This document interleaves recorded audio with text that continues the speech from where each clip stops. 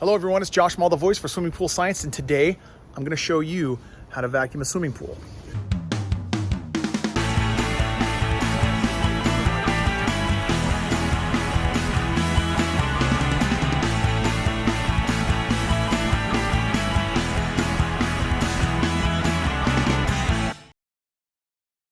Now, this pool, a little bit tricky.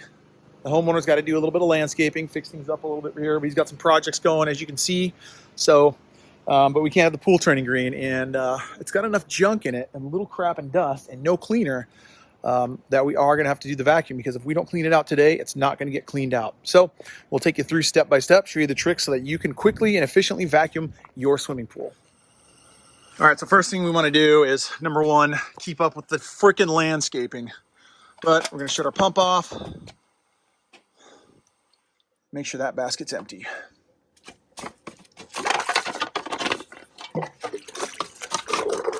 Because I don't have an inline leaf canister. Now you can connect an inline leaf canister to your vacuum with a 2-foot section of vacuum hose, a Hayward inline leaf canister, and a Hayward vacuum hose coupler.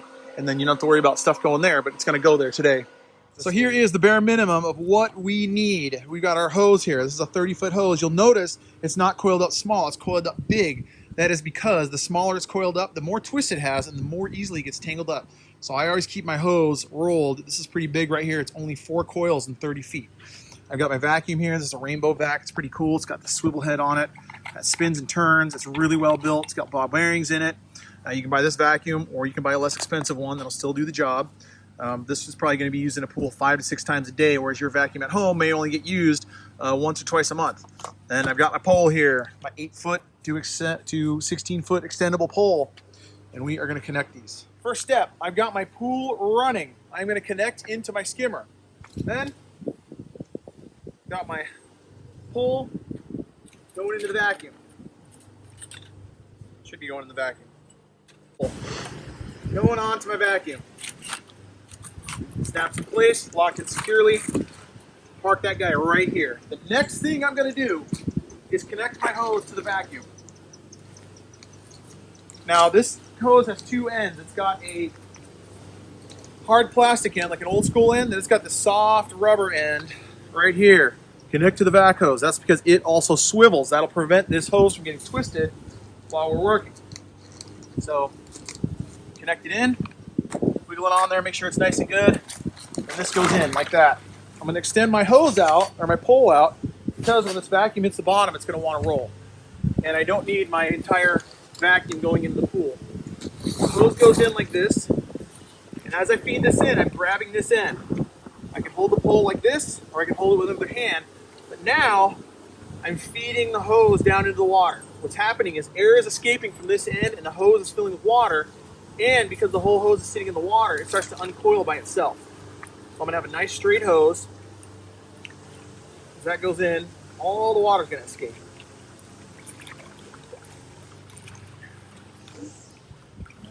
There we go. Got a hose full of water, and dang, coin floater in the way. Now, you can do this one of 2 ways.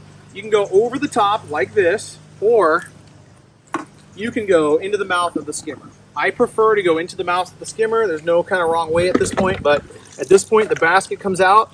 If you have a diverter valve in your skimmer, which this one should have and it doesn't, that would come out also, and you're going to plug in to the pole that is sucking water, which is the back hole traditionally.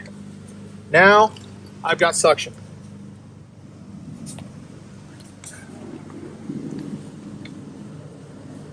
This point, pole is a little bit tied up around the hose, so I'm going to get that pulled out, and now my hose is over there, it's pulled out, and I am vacuuming. Now, something to remember about vacuuming is that if I go too fast, I didn't just vacuum that up, I just stirred all that dust up.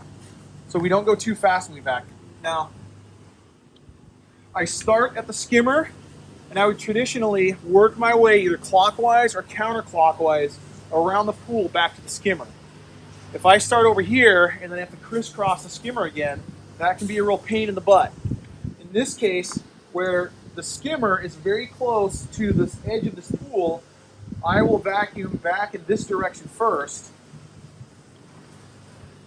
And I'll vacuum as far up that opposite wall as I can, only because I cannot access that. I'm not walking through that. I'm not going to twist an ankle. I'm not going to fall in the pool today. But the thing is, when I'm pulling the vacuum towards me, I can practically pull this thing up all the way up the wall. Now, I haven't done any brushing on this pool whatsoever because I don't want to stir anything up. I want it all down and settled so that I can vacuum it all up and not have it still in the pool when it's all said and done.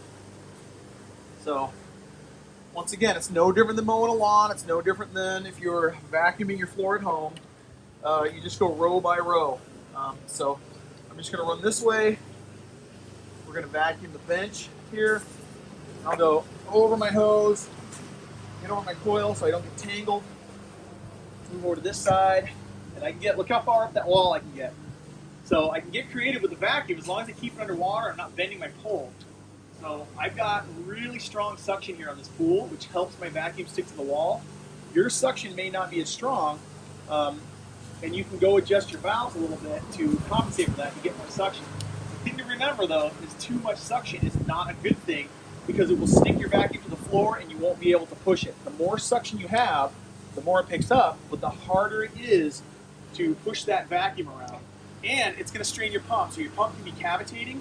So if you've got a vac line in the wall, you've got an alternate skimmer, you've got a dedicated main drain line, sometimes it helps to crack that open so that the pump can run efficiently and not cavitate and suck a bunch of, get inefficient with its suction.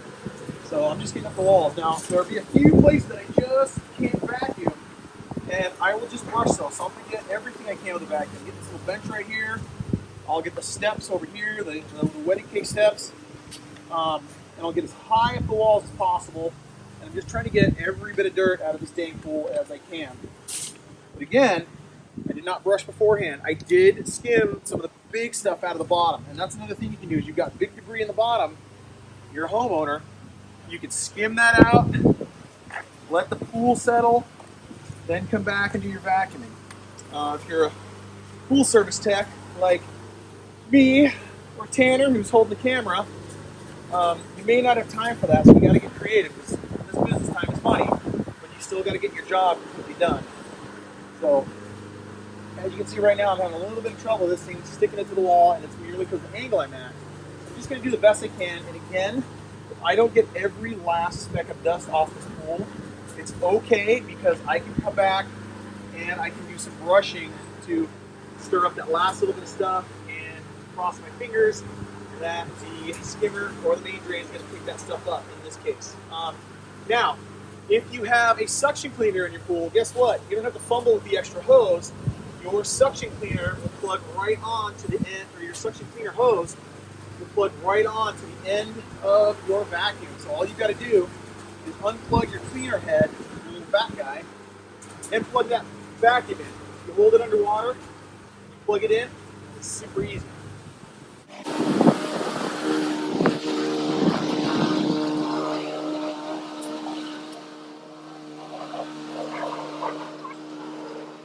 So I've got this whole corner taken care of. Now I can work my way back, walking the pole around, and I've got a good amount of that side done. I've got about half that side done over there. I was able to do that. That's cool. So now I've just got to concentrate on pulling up the wall, taking it up the wall as high as I can, and working it just like the guy over here in the other yard with the lawnmower, back and forth, doing rows. Making sure I'm not going too fast because I don't want the dust to get kicked up. I want it to all get sucked up through my vacuum. Now, another important thing I'll show you real quick as I pull this vacuum up is what's going on underneath this vacuum. That's important. In order for it to work and be really effective, this stuff right here, they're starting to fall off. I'm going to put this stuff back in. The skirting here plays an important part in the vacuum being able to get good suction. It's like the skirts on a mid-80s Formula One ground effects car. It just won't work without it. It's got to have its ground effect skirts in place for it to get proper downforce and suck itself to the bottom. So with that being said, that's back in. Your vacuum without those won't work as well.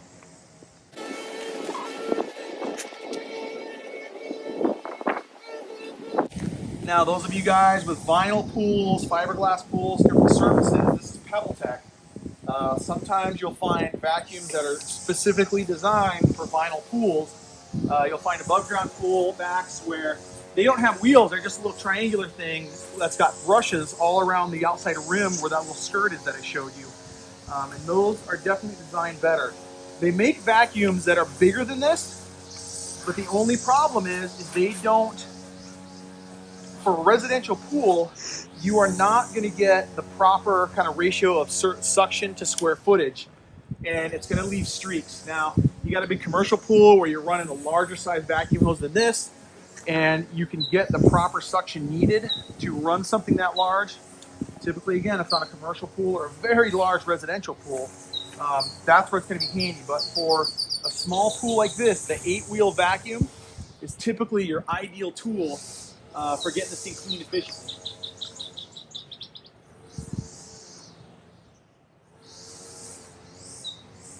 Now, a vacuum like this rainbow one, I will put a link in the description for this vacuum, but this thing runs typically $80 to $100. Again, you don't need anything this fancy if you're just cleaning at home, because you're only probably vacuuming maybe once a week during the summer season, and that's it.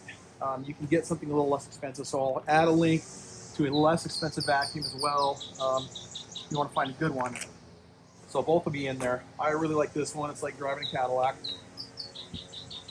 But again, what's nice is that the water gets shallower. You can push the pole a little farther. You can actually extend this pole a little bit further. And we lost our skirt. So, all right, here's what's going to happen. I'm going to suck that skirt up. It's going to get sucked up. Oh no, it's gone for good. Where did it go? I sucked my skirt up. Look, it's not there anymore. It vanished. It's in the pump basket. I'll just get it in the pump basket when I'm done, and I'll reinstall it. No big deal. I got to empty that pump basket anyway. But we almost have too much suction on this particular system right now. It's a variable speed pump. I could turn it down, but in the interest of time and all that stuff, we're just going to finish the job.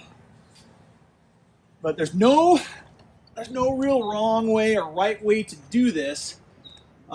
Really, except for starting at the skimmer and working your way back, and you going either clockwise or counterclockwise. And if you're working on your own pool, you'll start to figure it out. I know swimming pools, but you know your swimming pool. So take the time and get to know it. Every single pool is shaped differently. Every single pool has a different plumbing configuration. So there is no real wrong way to do it.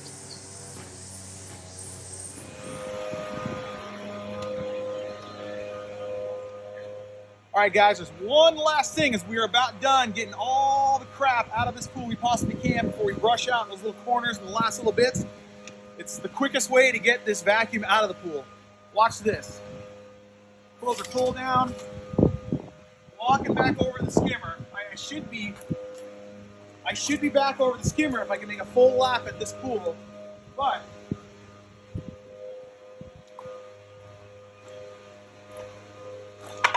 what I'm going to do now, I'm going to pull the head out, and this thing's going to start to suck air, and this hose is going to start to float up, and you'll see it as it gets to this skimmer. I'm going to unplug it, and what that'll do is that'll empty all the water out of the hose and make it real easy to get this out. Check it out.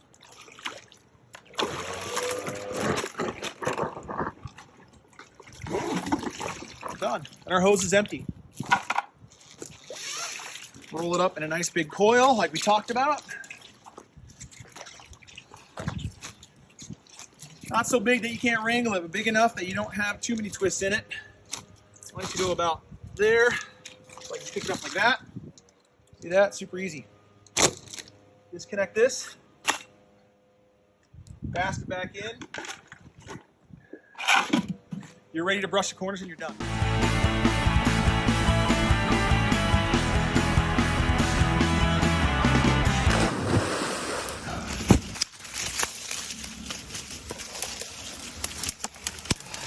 So pissed I forgot my machete today.